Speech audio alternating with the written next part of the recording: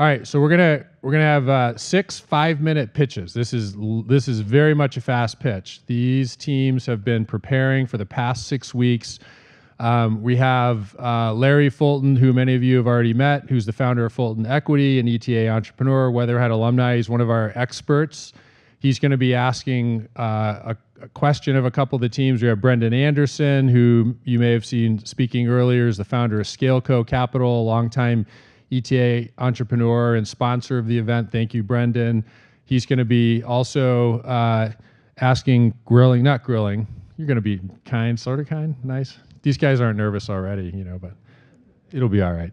And then Reed, who you just got to hear, is an ETA entrepreneur as well, professor, and these guys are going to be listening, and each team's going to come up. They're going to do their 5-minute pitch. They're going to get one question from the panel experts.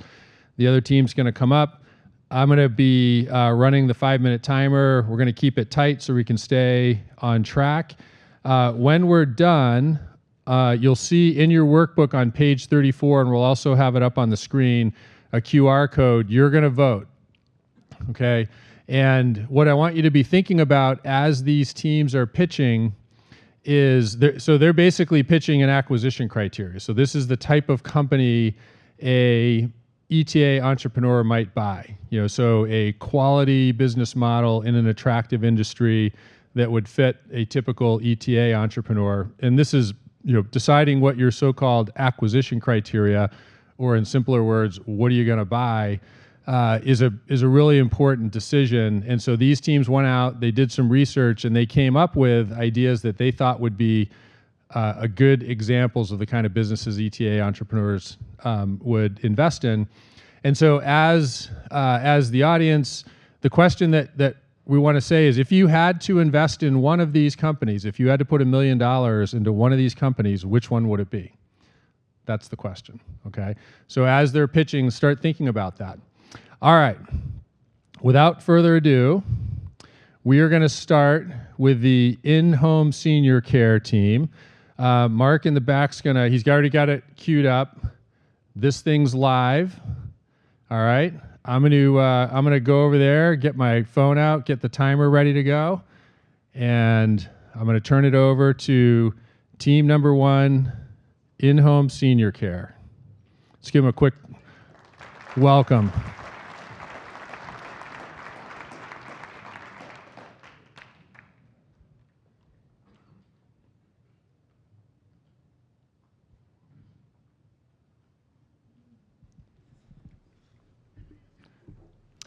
Senior centers, they do enough, but is enough what you want for your parents? Mom and dad, they're getting older. And as we grow older ourselves, we take on more responsibilities. It brings us to the question as to how we can take care of them. In fact, this is a problem many of us will face. By 2050, the population of people 65 and over will double. And a majority of them will have at least one chronic condition that affects their daily life. Now, senior centers are a choice. However, most adults prefer to spend their later years at home in a safe, loving environment. Now, looking towards the bigger picture, this industry is valued at $250 billion and will surge to $1.8 trillion by the end of 2030. Now, moving on to target demographics. As I already said previously, the national growth rate is already high. However, some cities and even some states are actually above this national growth average. For example, in Northeast Ohio, Centerville, the majority of the population are elderly people, and this is only going to increase. If we position ourselves in these high growth areas, we can meet the increasing demand while also positioning ourselves for sustainable long-term growth. Moving back to the industry as a whole, revenue is projected to increase 21% from now until 2033. This market is also highly fragmented. The top 8 companies only have 15% of the market space, making it very ETA friendly. Moving towards the main cost driver of this industry, labor costs. We need qualified caregivers. with only a basic certification required, which can be completed virtually, the number of qualified in-home caregivers will increase past the overall labor force growth rate. This will reduce the laborer's power to negotiate wages while also preventing out-of-control wage spikes. Back to the main competitor, assisted living centers. It is a myth that in-home senior care costs are actually more than assisting living centers. That is very much not the case. And because in-home care costs are less, if not comparable, to assisted living costs, and because consumers prefer to stay at home in this safe, loving environment, this industry will grow by 6.5% annually every year. Moving on to the specific financials of the industry. So the home care industry has seen continuous growth over the past 10 years. The industry also boasts an incredible 35% average gross profit margin, which not only is that incredible, but it beats out other top sectors like consumer electronics.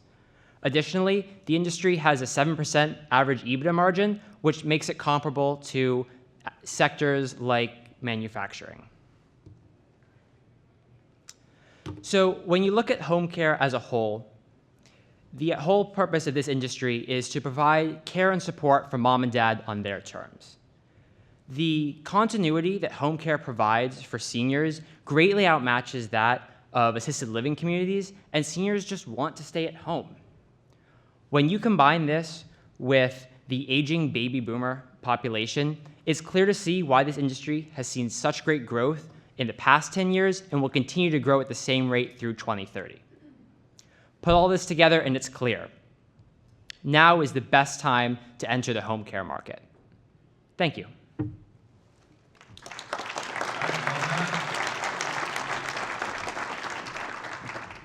Okay, so we'll get a question from our expert. Great job. I have a question about caregiver recruitment, specifically around retention. So as the growth of the market continues to show that hockey stick improvement, which is really great, you're going to have a demand on certain elements of your operation. One will be scaling and staffing, which you did talk about briefly, but in this industry, one particular issue has been recruiting individuals and retaining them, and at the same time, training them to the point where they can offer good, consistent, high-quality service to your customer base. Can you talk about that? How much is it going to cost you? How much is it going to impact your EBITDA? You said EBITDA was like 7%. You need to obviously try to raise that EBITDA a percentage, but as you scale the company and you focus on retention and acquisition of labor, how's that going to stress your business? So, for sure. So like we touched on in our presentation, there's expected to be future revenue growth, and there's also expected to be labor force growth in the senior in-home care industry that's going to outpace overall U.S. labor force growth. So there's going to be more and more labor supply, which will decrease labor's power, as George touched on. And because of that decreased supplier power, it'll mean that we can, if we want, incentivize employees, top performing employees, by paying higher wages, or we can also pay current wages. And because there's going to be more and more suppliers, because to become a caregiver, all that you need is to pass a basic certification, which only actually takes 2 days to get. So it's very easy for someone. You don't need a college degree. You don't need anything. So the labor force growth of caregivers is expected to increase because it's just so easy to become an in-home caregiver. And there's also very little labor supplier power. So we'll be able to either pay higher wages, or just the lack of supplier power will keep it strong. All right, let's give him a hand. Nice job. Thanks, guys. All right, let's get the medical equipment maintenance team. Now, correct me, is that one of our undergraduate teams? Yes? These guys were yeah. So, hey, that's kind of fun. We've opened up the whole program to the undergrad, so I think those guys did an amazing job. Thanks. All right, I'm going to turn it over to the medical equipment maintenance team. Have at it. Give them a round.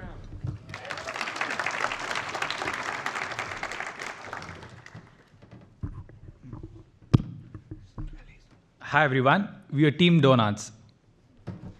All right, so our story starts about 2 years ago. Unfortunately, our teammate Jay's sister fell into a coma and passed away due to a ventilator malfunction. This is not uncommon. The FDA receives about 2 million reports of injuries, deaths, or medical equipment malfunctions every single year. So we want to enter this space to ensure that medical equipment is up to code, and we want to save lives by optimizing medical equipment maintenance.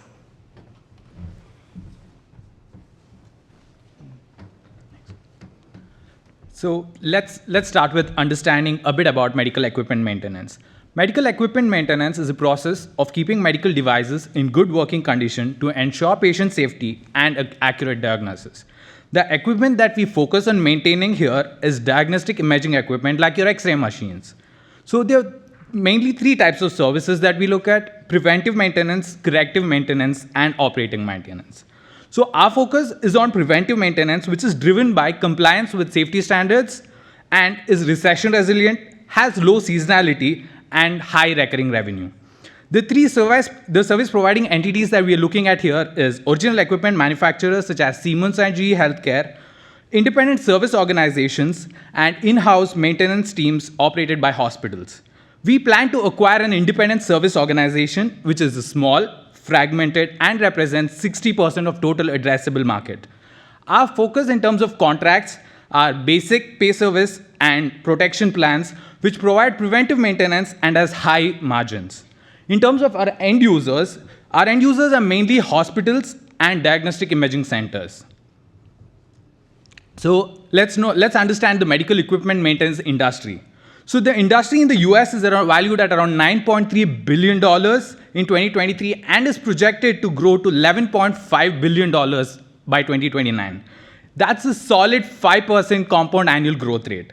The growth is accompanied by strong profitability with a net income margin of around 12%, making it an attractive industry for investors. One of the most compelling factors is the stability and predictability of revenues.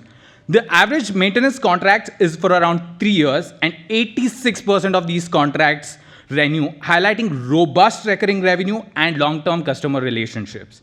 With 81% of 2,700 companies operating in the US market being consistently profitable, the industry exhibits strong financial health, making it a low-risk, high-return segment for potential investors. Now, additionally, 78% of the total revenue is generated from multi-service contract, which further ensures high customer retention and consistent cash flows. Okay, now let's review the industry through the Port of 5 forests, which highlight key opportunities.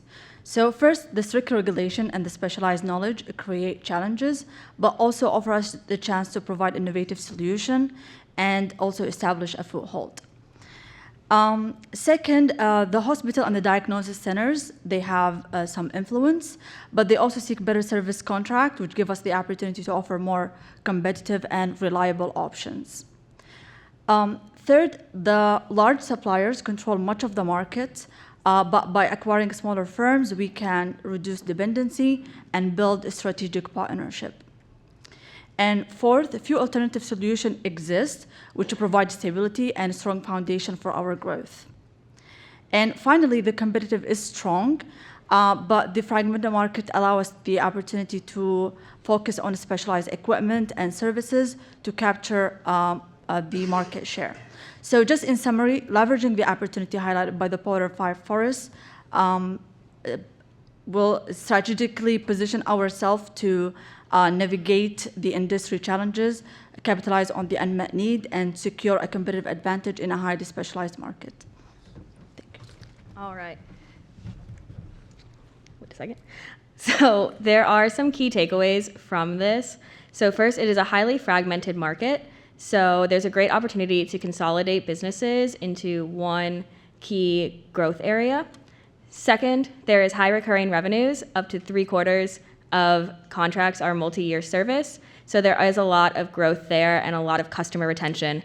And then finally, there's strong exit opportunities. Those bigger corporations like Siemens will like to take companies that have already been consolidated. So overall, for about $1.5 million you can start your journey into saving lives by optimizing medical equipment maintenance.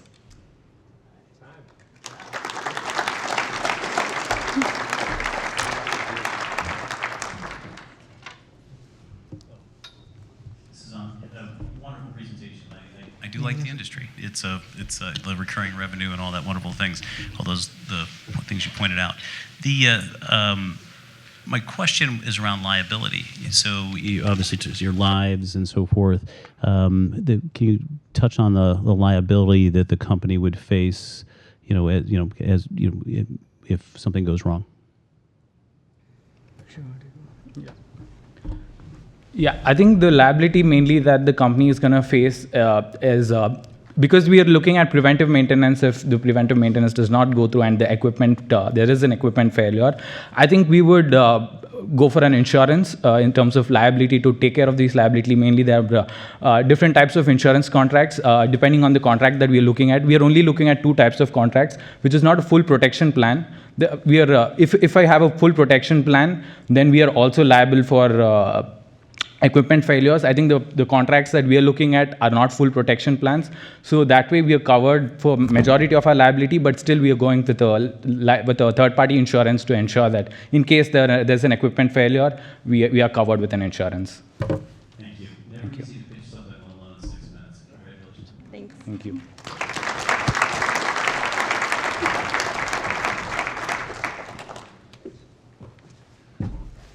All right, we have the MedSpa team. Welcome to the stage. Thanks. Give them a hand.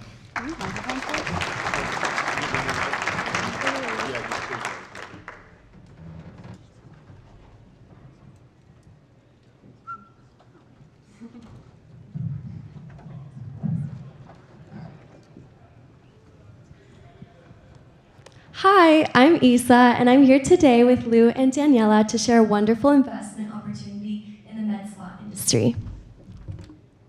A med spa is a combination of a cosmetic non-surgical center and a day spa offering treatments such as Botox, microderm, and body contouring, among many other services. It's an industry with a very rapid growth. Right now, we're at about $19 billion in market size, and that's projected to grow to $32 billion by 2027, representing a 15% compounded annual growth rate. I'm going to hand it over to Daniela to give you a deeper insight into our industry. Thank you, Isa. Now let's take a look at our investment thesis and what makes the med spa industry so attractive. Our first attraction is the recurring revenue model of the business. Secondly, med spas sit in a very highly fragmented industry, meaning there are a lot of small players, but only a few consolidators.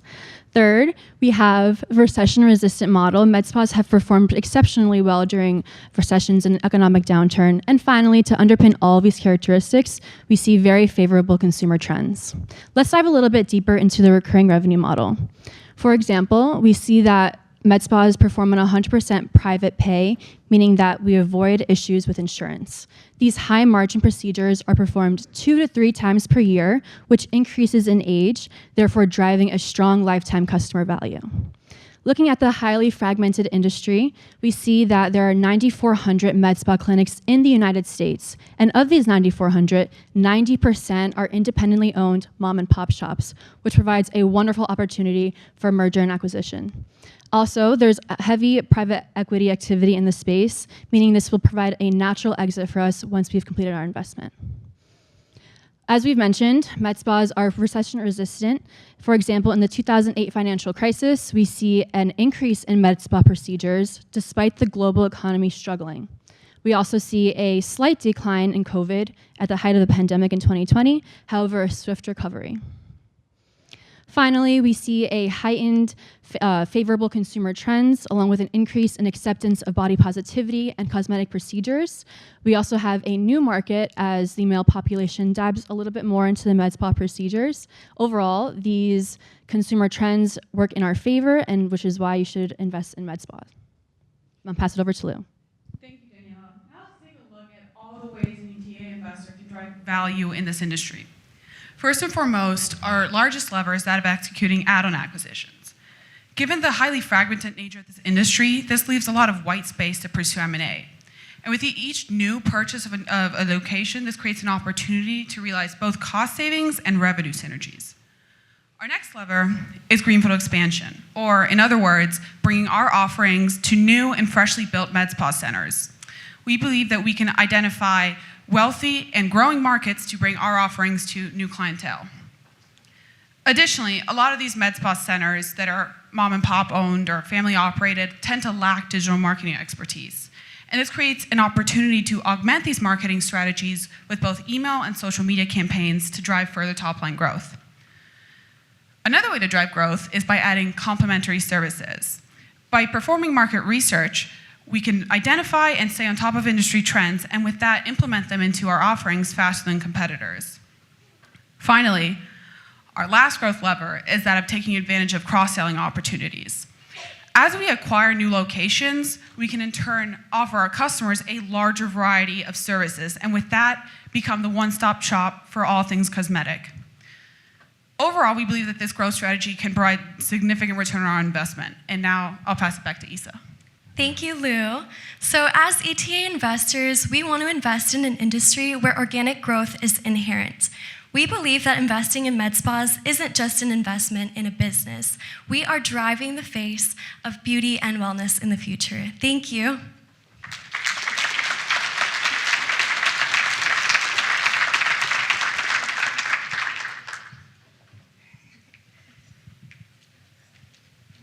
Daniela, Isa, very nicely done. Very quick question for you though. You talk about recurring revenue. Can you expand on the nature of the recurring revenue? What service lines that hits? Are there service agreements? Is it one-off? Can you walk through why this is actually a recurring revenue industry? Yes, 100%. So a lot of these treatments, if we go back to, never mind. So a lot of these treatments, such as Botox and medical grade skin treatments, tend to be recurring in nature. There are a lot of customers come back multiple times a year to perform these treatments. And additionally, most med spa centers offer these, like the revenue model tends to be bundled packages. So it's something that, to some extent, it's almost as if it were a subscription. So the revenue model can definitely be recurring. And kind of as a collateral to the statement, there are a lot of private equity firms. There is the private equity firm activity, and the strategy that they do is exactly this. So making sure that the revenue model is recurring by selling their treatments in bundled packages or in other ways that make it so that's recurring. Yeah, and also to add on to that, our customers get older, and typically as people get older, they're looking to get more beauty treatments and aesthetic treatments. So that is an increasing growth as our customer ages. Great, thank you very much. And I agree that it's a great recurring revenue opportunity to grow once you're in there operating. Very nicely done. Thank you so much. Thank you. Well done. Please fill those on the bench. All right, I'd like to welcome up the medical coding and billing team.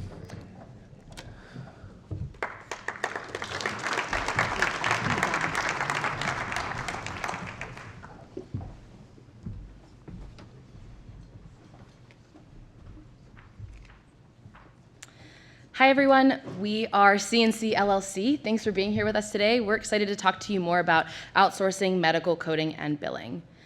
Medical coding and billing is the process of translating patient data, what happens in the appointment, into standardized codes to ensure that providers are receiving the proper payment for their services that have been rendered. Studies have shown that nearly 45% of healthcare providers are actually underbilling. Why? This is just one of 8 code books that are released on an annual basis.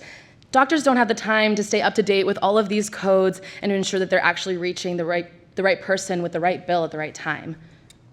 In one specific example, we found that primary care physicians in Florida actually left nearly $114 million of revenue on the table. When we think of this on a macro scale, across the United States, there's a ton of revenue that we could be helping to capitalize on. So instead of focusing on the healthcare industry, which is very attractive right now, we're actually focusing on the tools that they need to be successful. We're focused on capturing earned revenue through improved medical billing accuracy. Our customers are a wide range of healthcare providers, from your primary care physician to dental offices to medium-sized enterprises like urgent care centers. These facilities are small enough that oftentimes having an in-house dedicated specialized medical coding and billing staff is often inefficient. This is not to say that there isn't opportunities with larger healthcare organizations, as we have already had doctors from the University Hospital and Cleveland Clinic reach out to express interest.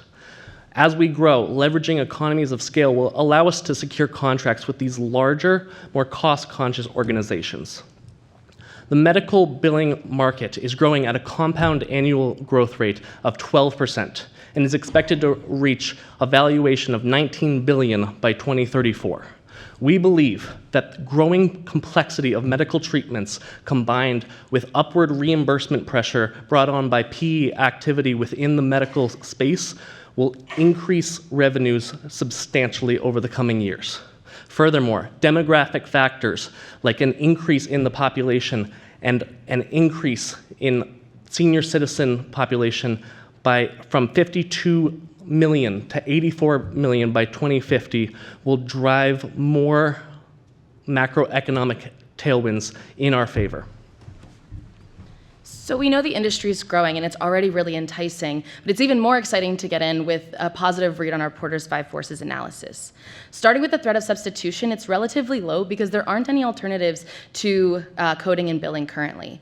The bargaining power of buyers is also low because smaller practices generally lack the volume to actually warrant a full-time employee managing their billing in-house. The bargaining power of suppliers is also low because there's few supplies needed. As we think through the intensity of rivalry, it's considered medium because the market is fragmented. There are a ton of small independent firms, and there's an opportunity to outsource labor pretty inexpensively. So this actually benefits us as we continue to scale. We'll be able to grow our workforce, capitalizing on labor outsourcing. And then the threat of entry as well is considered medium because there are low requirements for employees and low capital requirements. Again, another opportunity for us to continue to scale at an efficient rate. So what's our angle? Well, our research yielded plenty of businesses that range within the $6 to $11 million acquisition cost range. These businesses are typically generating $3 to $5 million in yearly revenue with a very healthy 35 to 45% EBITDA rate. Lastly, these businesses often hit our last target of 80 to 90% customer retention, which is what we're really looking for since that customer list is incredibly important to us. Our strategy is going to be to transition the nearly 3/4 of the industry that charges a flat monthly fee to a percent processed billing model. Industry standard for this is about 6 to 7% of total billings, and this would all couple in with a roll-up strategy to pick up the highly fragmented market and bring it under one roof. In order to grow, we would be leveraging that 6 to 7% billing rate to be able to tie our revenues to the amount of business that we have. And we would be trying to expand that business by performing essentially free audits to PE firms who are trying to acquire healthcare firms by showing them just how valuable the healthcare institutions they're looking into investing really are. So join us as we capitalize on the 45% of underbilling and prevent lost revenue through improved billing accuracy. Thank you.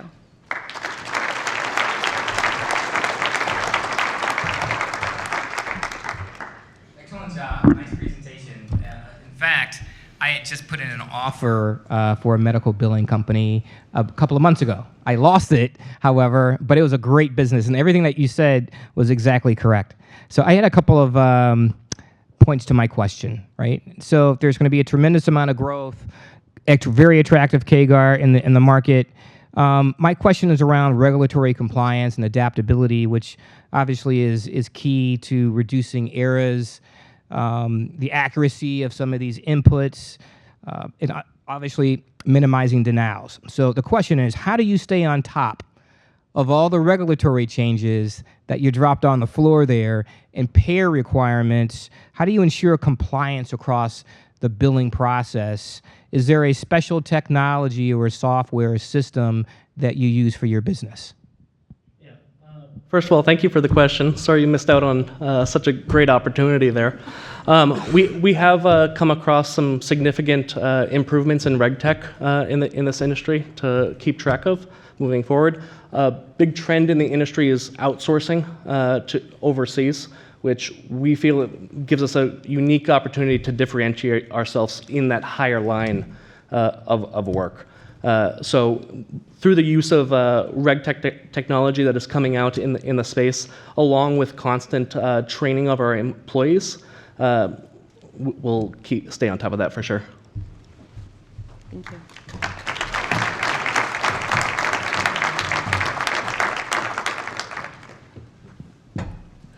All right. Team Urgent Care. Do you guys need all the mics? Is this one? Just two? Okay. Let's give them a hand.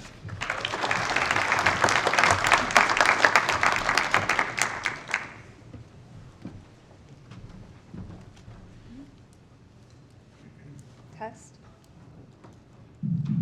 Test.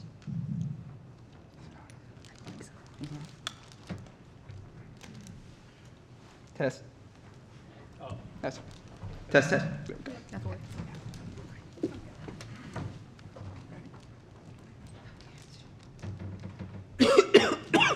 Oh, Dad, you look really sick. Take this mask first. And why don't you go to an hospital and get yourself checked? Oh, I just don't feel good. I couldn't get an appointment with my doctor. Last time I went to the ER, it was so expensive and it took like 8 hours. We're Weatherhead students. We don't have time for that. We have to study. Then why don't you go to an urgent care? What's the urgent care? Oh, come on, Chad. It's the talk of the town. Whether you're a busy Weatherhead student who doesn't have time to wait, or a first-time mother just wanting to get her son's rash checked out, Urgent Care provides a quick and easy solution. We're Sixth Sense, and we're here to talk to you about transforming urgent care, providing access to fast, affordable healthcare right here in Northeast Ohio. The average visit to the ER costs $1,700 versus a visit to your local urgent care costing roughly $200. This is an extremely budget-friendly alternative. In addition to that, the wait times in the ER are over 8 hours. This is unacceptable when you can just walk to a local urgent care and get seen within 20 to 30 minutes. For these reasons, the demand for urgent care is rising and very needed. The current US market of urgent care is worth $75 billion, growing at an annual rate of 11%. The number of urgent care centers have doubled in the past decade, with each center having a net profit of 15%. Private equity has invested over $2 billion since 2008, with each center generating a profit of up to $1 million, making it a very attractive industry to invest in. And not to mention, urgent care or healthcare is inevitable for every individual, making it as a recession-proof industry. Now let's talk about urgent care's role in healthcare industry. Annually, 25 million patients are diverted from emergency rooms towards urgent care centers, thereby reducing pressure and workload on emergency healthcare professionals. Hospitals are increasingly integrating with urgent care centers to streamline the patient's care. Urgent care centers have also started providing additional services, such as physical therapy, behavioral health, and are now becoming major center for getting primary care. With a market size of $5.4 billion and about 700 centers, Ohio is a prime area for urgent care growth. There are about 4 centers to about 100,000 people in Ohio, making Ohio attractive due to its low saturation. 17% of these centers are owned by private equity firms, and with Cleveland Clinic in the lead, 33% of these centers are owned by hospital systems. University hospitals plan to open 9 centers this year. They opened 1 in September and have 21 centers now. Despite this, we have 50% of the market available for us to play in. Urgent care centers are growing in demand due to the speed and cost convenience offered to patients. We will improve this convenience by expanding to underserved and rural areas. Then, we will leverage technology to serve more patients per center and to reach patients far from us by using queue management and telemedicine. Finally, we'll standardize procedures across all our acquired centers and share services and consultants to increase profits. Once we're done consolidating and optimizing our acquired centers, we will exit by selling to a hospital system or a private equity firm.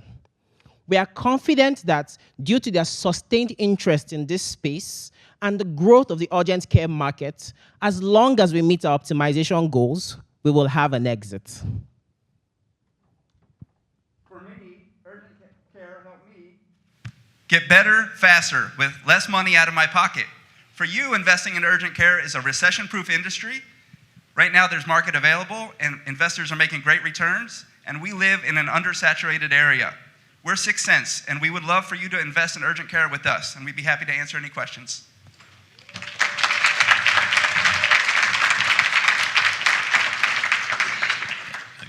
Great job. There is a big need, and I think there's a lot of positive trends in the industry.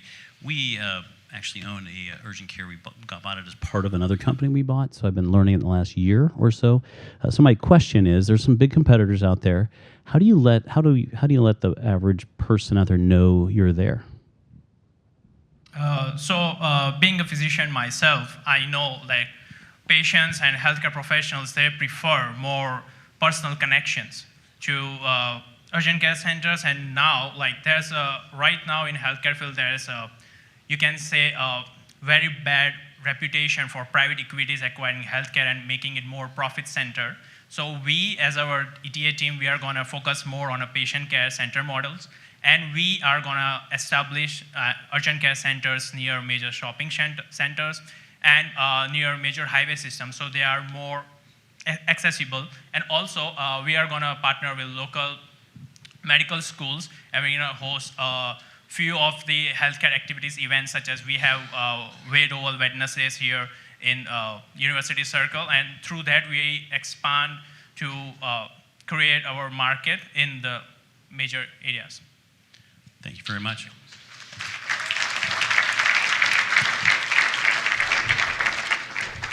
All right, one more to go. So be thinking about which team you're going to write $1 million check to before you leave today. Okay, this is Team Accessibility Remodeling. You guys have enough mics? Good. Let's give them a hand.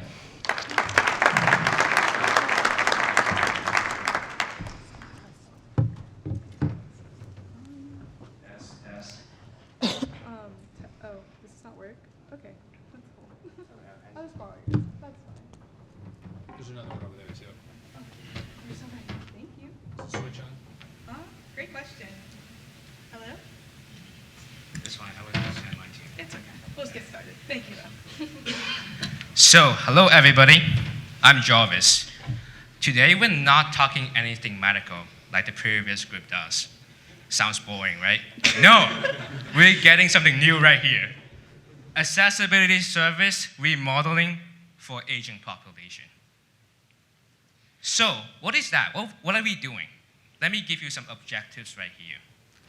First, we're gonna collect all the accessibility service equipment, like think about the grip balls, the stair lifters at home that nobody uses.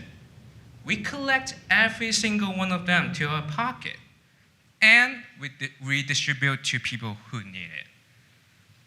And finally, we are aiming for a $2 billion market. Sounds sweet, right? Next slide. How are we gonna do it? Let me lay out the 3 steps, how to do it for you guys, the secret sauce of it. First, acquire. Second, uninstall.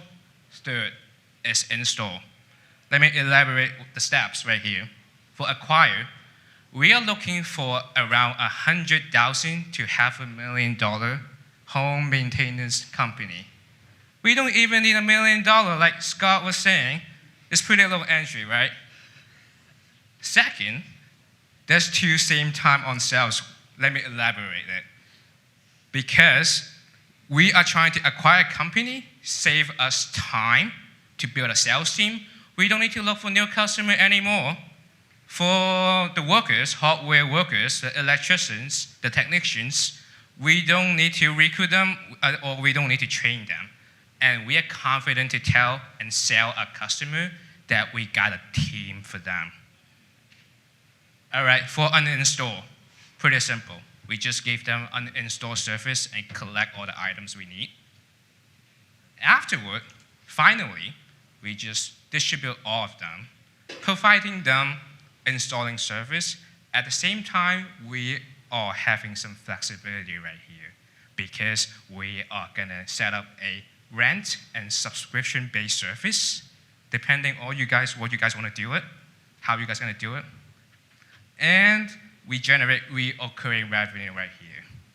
I will hand it to Liz about the numbers. Thank you, Jarvis. All right, and so let's go ahead and take a look at some market data. So this industry has a CAGR rate of 9.1%. However, this can be attributed to the lack of availability for these services, specifically in uninstallation, revitalization, and redistribution of these products. In fact, a quick Google search will show you that there are a few companies who specialize in this area of expertise. And for reasons that Cindy will dive into further, this is expected to grow as demand increases. This market has an estimated value of $2 billion and is expected to gain an additional $2 billion by the year 2035. In addition to this market has a gross profit margin of 25%, which is expected to increase exponentially thanks to the growth of innovative technology and a decrease in operational expenses. Thank you, Elizabeth. Okay, so let's go over some of the driving forces behind those wonderful metrics you just heard. Number one, an aging population. It's no question that the population is aging from the fact that people are simply having less children, living more. The boomer generation, the United States is aging. That's okay, but it also facilitates the need for a service like this even more. Number two, low barriers to entry. As Jarvis said, the acquisition costs in an industry like this are very low, and also the need for skilled labor is even lower than that. And then number three, the accessibility of partnerships. There are a plethora of existing companies right now that are well-versed in this that we could partner with. For example, the Columbus Metropolitan Housing Authority is a wonderful example because it's a nonprofit, it's government-backed, and they also know about the regulations for accessibility housing.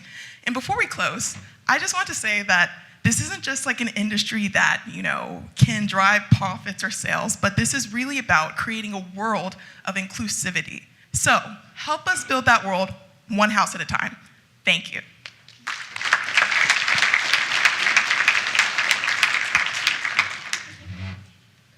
Sydney, Liz, Jarvis, thank you so much for the presentation, and I appreciate how you've identified good white space here.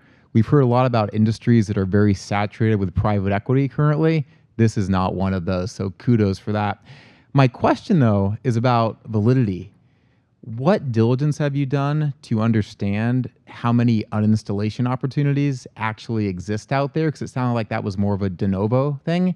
In addition, what validation have you done on the idea that people will actually pay subscriptions for this versus just paying out of pocket and going from there? Because if I'm paying for it out of pocket, I know it's going to last a lifetime. But subscription, if I'm a consumer, I might live for 60 more years. It could be a lot more daunting for me. So you can talk to me about what market validation you've done for those two parts of the business model. Thank you. So that's a beautiful question. But when it comes to uninstallation services, what we found is that there are very few companies who actually do this. In fact, when it comes to uninstallation, there are a lot of people who instead tend to do DIY services, which then damages the products and doesn't allow them to be resold or refurbished, so therefore they can be accessible to more, to a growing consumer base. And I'm sorry, what was the second part of your question? Do you mind repeating it for me, please? I'm going to throw you a new second part of the question if you're ready. Okay. Okay. Okay. What diligence have you done on the ADA compliance and the regulation side of this as a part of your business model? Okay, good portion. So Cindy mentioned already that there is a collaboration opportunity with the Columbus Metropolitan Housing Authority, and they themselves are very well versed in regulation, specifically in the installation of these services. When it goes to ADA compliances, most people have to file out a 501 form in order to be in order to have their accessibility accommodations accepted and to get installed. And so, oh my goodness, I am blanking today. I apologize. Oh, okay. That's cool. So I will put it in this way. It is regulated, but not really too regulated compared to most of the medical industry right here. And let me go back to the subscription and like the renting services that you were mentioning just now. Like, think about it. You get in the consumer perspective, you buy a stair lifter for $2,500 for your loved ones, but if your loved ones eventually 10 years later unfortunately passed away, and then the sales lifter just lived there. But what does it mean creating a subscription service? It's like it creates flexibility for the consumers to like get whenever they want. Well done. All right. Great job, you guys. So all 6 teams were exactly on time or a little bit below time. So that speaks to some great coaching. Thank you. So page 34 in your workbook, or just scan this code with your phone right now. You got to pick one team that you would most likely invest $1 million in. And while you're voting, I would like to invite Jack and Alex up. Come on up, guys. So Jack Fitzgerald and Alex Warner are the co-presidents of the ETA Club. So Jack's our graduate president, Alex is our undergraduate president. These guys were asked to put the word out, get teams together, organize a whole coaching protocol about 7.5 weeks ago. They did an amazing job. We were oversubscribed in terms of interest from both undergraduate and graduate students. And they did a massive amount of work to coordinate all that stuff. You can throw the flowers on the chair there. And just did an amazing job. We were also supported by Joyce and Kevin Shaw. Could I ask you guys to come on up to the stage here for a second? Where are they? So Kevin's been my friend and business partner and investor going back to 2005. And all these questions these guys were asking, every time I heard one of those questions, like, oh man, I remember that moment when I had the greatest idea in the world, and I'd bring it to Kevin, and he would just ask me that question, be like, no, I haven't thought about that. Jarvis, I'm gonna get Jarvis to help me the next time. He did some pretty good tap dancing up here. I thought that was pretty good. So I'm gonna turn it over to these guys. Thank you, Scott, for the introduction, and thank you to all the pitch teams for the wonderful work you put in. On both the undergraduate and graduate level, these students met weekly in between midterms, in between assignments, taking time on Wednesday nights to develop their pitches, and watching the improvement from day one until seeing everyone up here made me really happy, and I was so impressed. And it would be amiss to say that it was not due to much of the great advice from Kevin and Joyce. Kevin and Joyce came on their own time to help students develop their pitches, develop their ETA acquisition criteria. And I was telling Jack earlier today, you could have sat in that room having no idea what ETA even was, and just the presentation advice alone was so valuable, let alone the ETA specific advice. So if we could give one hand for Kevin and Joyce, please, that would be amazing.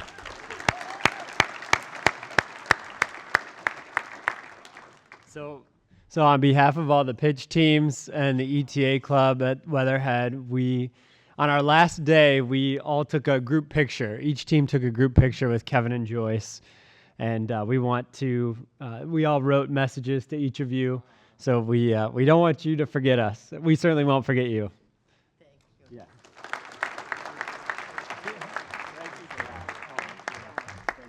Thank you, Scott. Well, thank you guys. Let's give Kevin and Joyce another hand. That was, you're very welcome. All right, Alex and Jack, don't run away. I also want to thank these guys. This whole event is a massive amount of work, and they did an amazing job. So we've got a little something here for you two guys as well.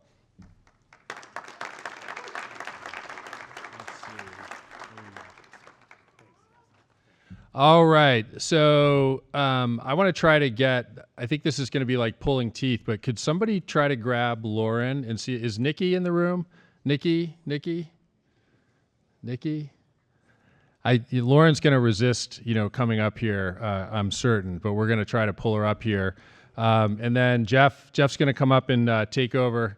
Come on up here, Lauren. You can't hide. Is Nikki here, Lauren? She took off. All right, well, we'll get her later.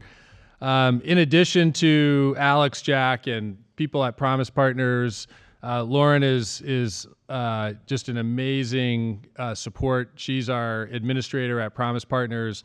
It would be impossible. I don't know, how many, did you figure out how many events you do a year? Hundreds. And she's so like chill about this process, and we could absolutely not do this without her. So you probably met her at the registration table. She loves being behind the scenes. She's going to kill me for bringing her up on stage. But I just wanted to say thank you. Can we give Lauren a hand, please?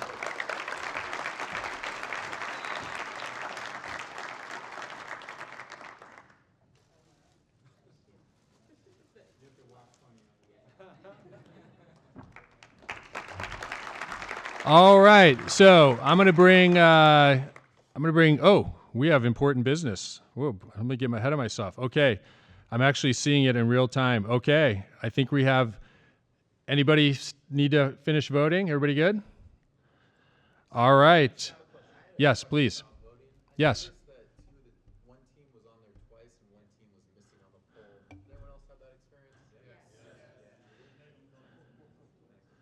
Ooh. Uh-oh. Let's see. Which one was missing? Medical equipment maintenance. Okay. Let's see. How do we want to handle this? So, all right. Well, we're gonna go. We've got pretty strong. We've got pretty strong outcomes. So I'm gonna go forward with this, and then we're gonna make it up to that team, somehow, some way. All right. Yes, that's right. We're gonna actually invest. All right. So I'm gonna have the third place team, and I'd love to have Joyce and Kevin come back up as well. Let's get the third place team up here. Med Spas, come on up.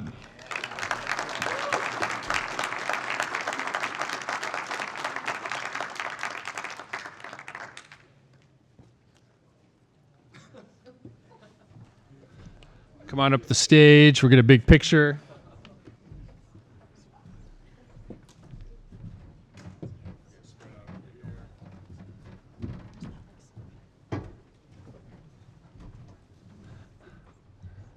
All right, please, yeah.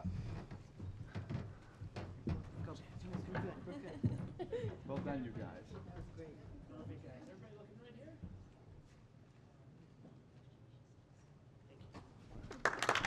All right. Joyce and Kevin, you can stay close. Okay. All right, we're going to get the second place team. Let's welcome to the stage medical coding and billing. Come on up.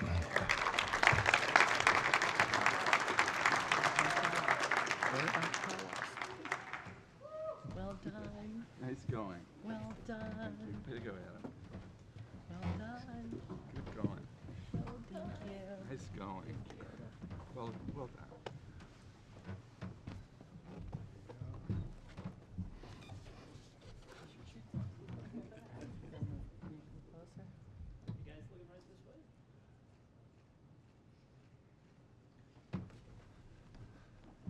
All right. All right. And last but not least, we have our first place team, Urgent Care. Come on up, please.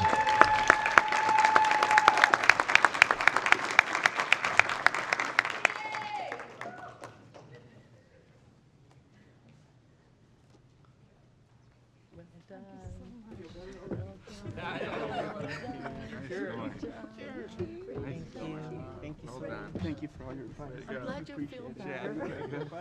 I'm glad you're feeling better.